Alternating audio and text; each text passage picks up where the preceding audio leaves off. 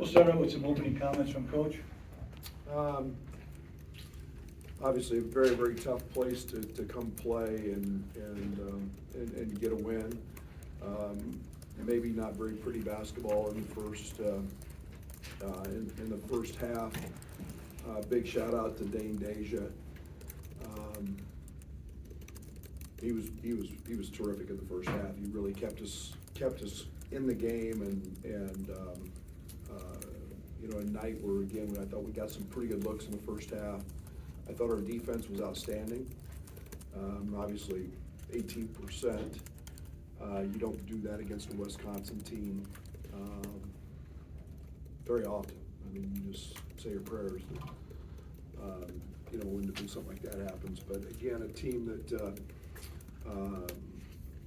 made a run. We made a little run to start. We got a lead, and I can't tell you how proud I am of our group.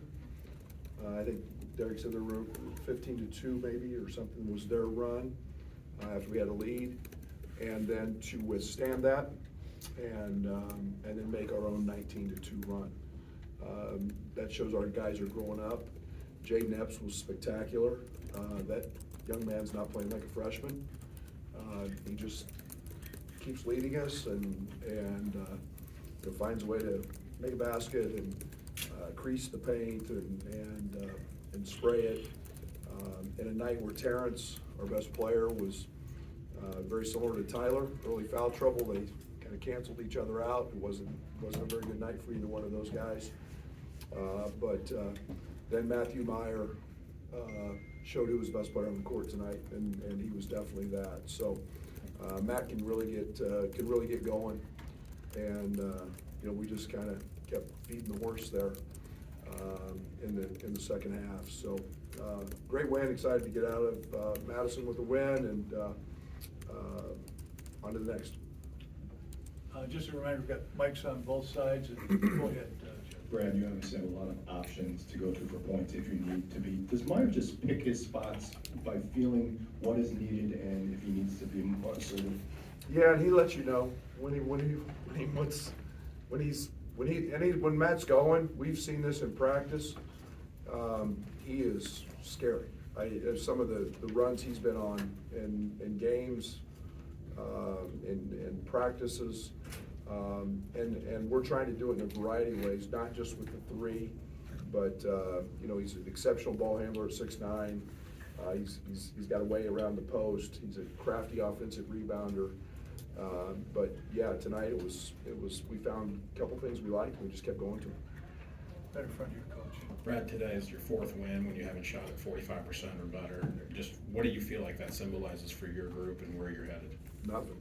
Who cares? Wins, win. And I don't mean that to be Right. This league's really good with great coaches and great teams. And if you go on the road and win, and you're not going to expect the ball to go in, we've tried to build our identity of our whole program based on the night they don't go in. How do we win in this league? And holding them to 18% was a start. Withstanding a home team's run in the 17,000 or whatever this place holds, and withstanding that energy, that's major league growth for us, and I'm excited about that.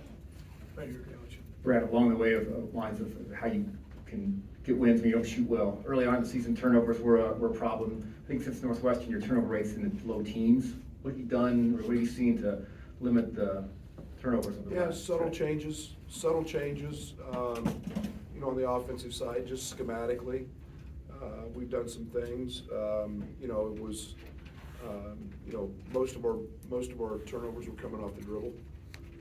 You take Terrence's charges away and kind of the tough night that he had, and those turnovers are really low. So in tonight's game, but we've made some schematic changes to try to identify those, and then we've had consequences in practice for turnovers. So it had to become at the forefront of their minds. You can't win in this league, especially on the road, while turning the ball over. Back here in the corner.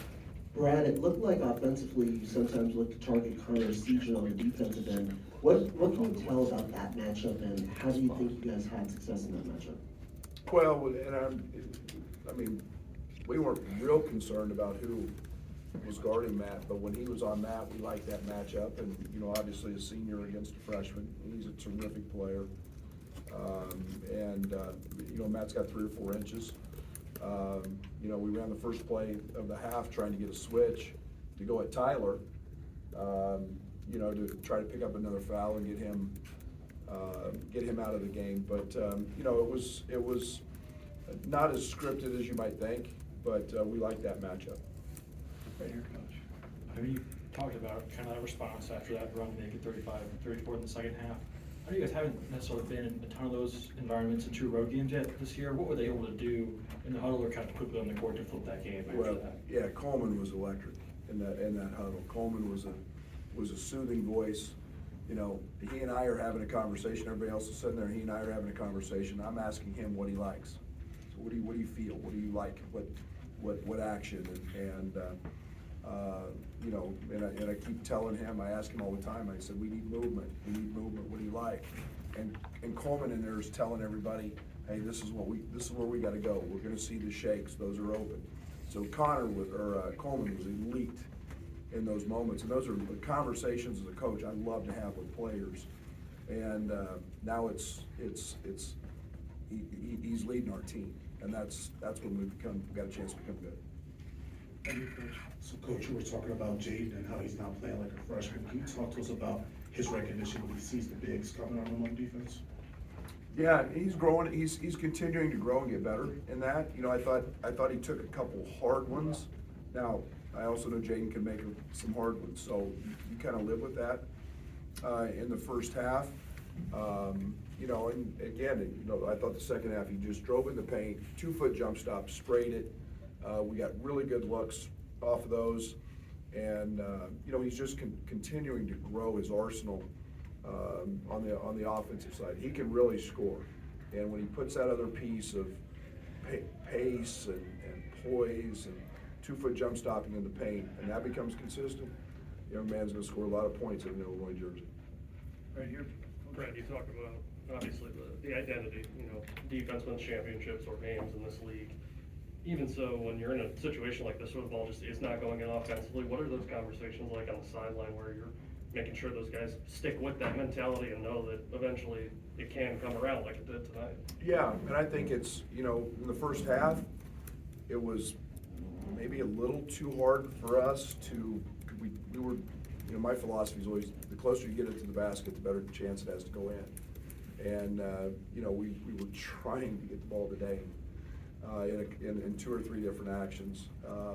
They did a great job defensively. We finally found a few opportunities to get him the ball, and he was very good. But, you know, I just keep telling him, I love your shot. I love your opportunities. I loved every one of RJ's shots.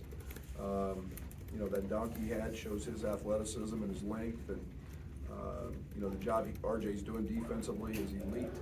But yeah, just hang in there.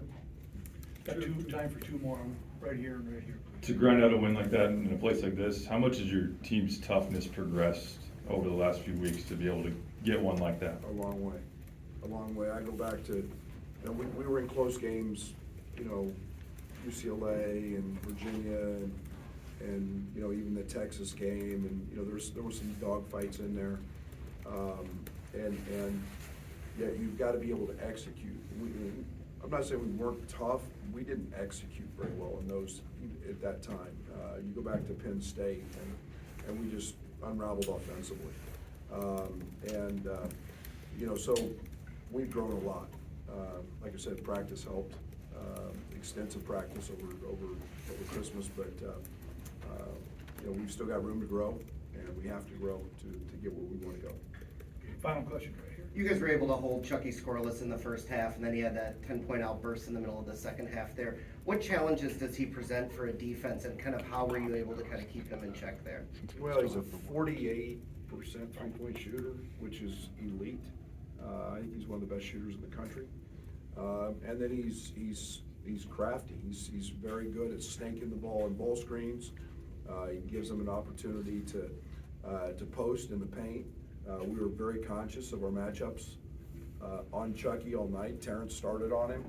We wanted to try to keep as much size we're never gonna hold a guy like that scoreless, cause he's gifted offensively, but everything started with trying to take away his threes. And, you know, he's gonna find a way to put the ball in the basket.